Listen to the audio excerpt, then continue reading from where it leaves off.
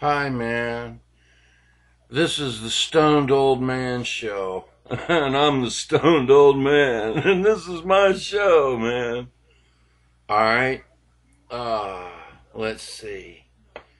This is Wednesday morning. Yeah.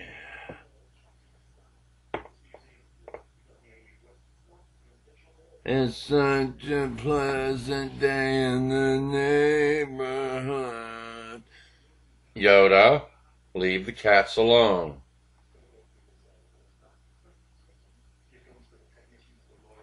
Now, drop that kitten. I don't want to see you eat another one.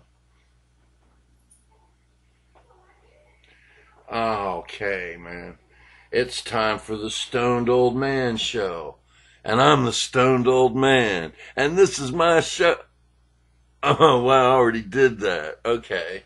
Far out, man. Let's get on with the show. I'm the Stoned Old Man. Alright, all you young men out there watching this, this is why you should not do drugs. Got that? Okay. Now, we move on from there. This is the Stoned Old Man Show. And what does the Stoned Old Man do? The Stoned Old Man gets stoned. Oh, I know what you're thinking. He's not going to smoke marijuana on that camera, is he? No, I'm not, man. This is called Paradise.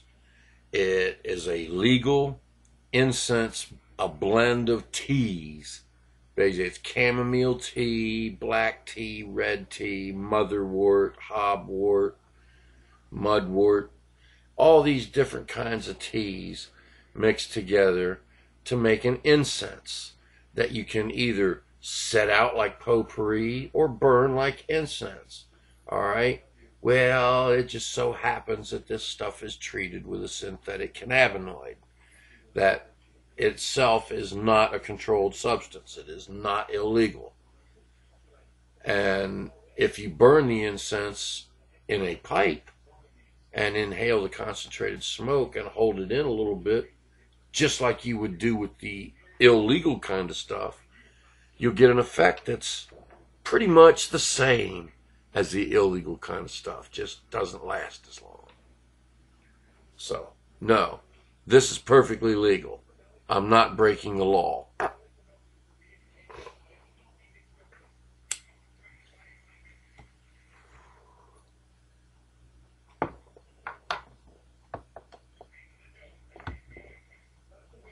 Well, man, it tastes like some pretty good shit. Wow, it's real dry tasting for tea, I'll tell you. Okay, today I want to discuss the political issue of poverty. All right, you people today that want to gripe and complain about how rough people have it. Whoa, back up. You're preaching to the choir, brother. I know what it's like to grow up deprived. I know what it's like to be in poverty. I was homeless for a while. Yeah, when I was 20 and 21 years old, I was homeless for about a year and a half. And it's no picnic. It's nothing to be proud of. But I'll tell you what, you think you got it rough today. You think people have it rough today. You don't know what rough is. Back in the 60s, when our government was still in its primitive stages of development compared to what it is today, they didn't have all these social programs that they got today. They didn't have none of them.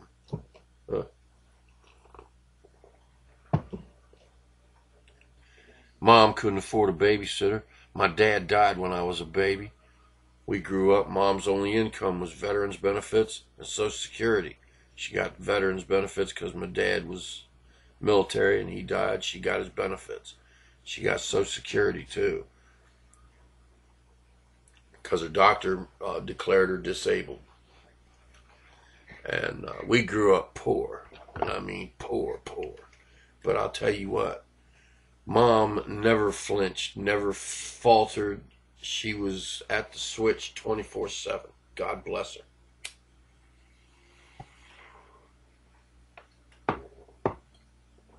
She made sure there was clothes on my back, a roof over my head, and food in my stomach, enough to maintain myself. And we grew up poor. And during a regular month, yeah, it's pretty good dough. Spice. Yeah, it's pretty good spice. Uh, we grew up poor. Yeah, what was I talking about? Oh, yeah, we grew up poor.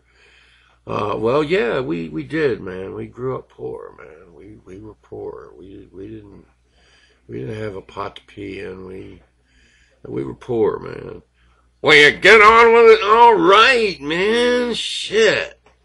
All right. Well, like I said, man, we were poor. Okay, I won't repeat that anymore.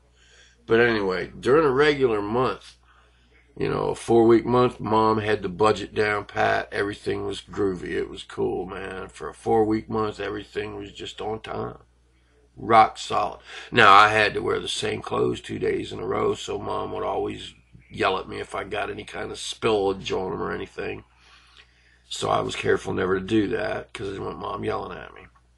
But I had enough clothes to last me 2 weeks, so she wouldn't have to wash clothes every week. If I wore them everything 2 days in a row, I could save her the work of doing it every week. She'd do it every other week. So I agreed with her. That's cool. And nobody ever made fun of me for wearing clothes 2 days in a row. So it's not, nobody cares about such things. So don't stand there and try to convince me they do. The only person that cares about it is the person that's actually thinking about doing it. Trust me, nobody else gives a crap if you wear the same clothes 2 days in a row. Nobody does. Not even your parents. Trust me, it's not an issue.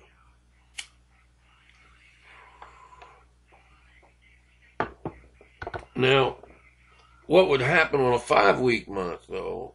See, Mom was a little bit limited in her math or something, but on a 5-week month, when we had to wait them extra 3, 4, and sometimes 5 days, before the next check would come in, we'd run out of food. And Mom always had this cast iron frying pan that she kept in the oven, and she never washed it for years. Had it since before I was born.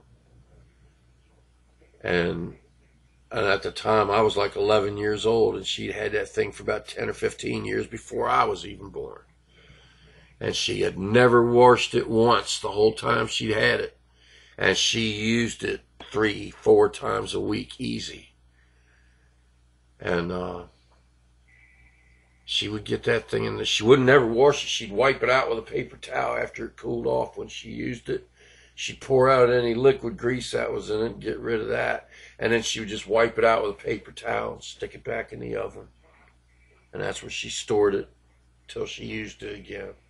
And that's called seasoning it, maintaining its seasoning. Cast iron. Don't know what'll happen to your food if you don't season it. What will it be, deadly? Or you'll eat it and suddenly you turn into an Iron Man or something? I don't know. I've never cared to test it.